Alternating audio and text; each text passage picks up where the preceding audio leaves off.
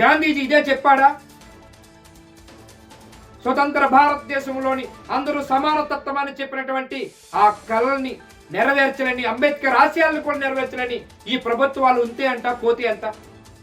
అందరు పక్షాన్ని నిలబడాల్సిన అవసరం ఉండి కూడా ఈ ప్రభుత్వ ప్రజాప్రతినిధులు, అధికారులు ఈరోజు ఆ కంపెనీకి అండగా ఉండి కంపెనీలతో పని చేయించి ఆ కార్మికుల్ని బాగు చేయాలి కదా.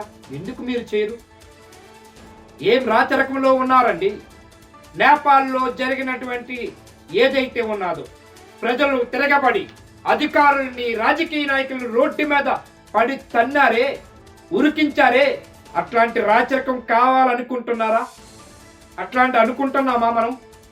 ఆ రాచరికంలో లేవు కదా. గొప్ప దేశం అని చెప్పుకున్న భారతదేశం, స్వతంత్ర భారతదేశంలో 140 కోట్ల జనాభా, 18 భాషలు, అనేకమైనటువంటి ఇక్కడ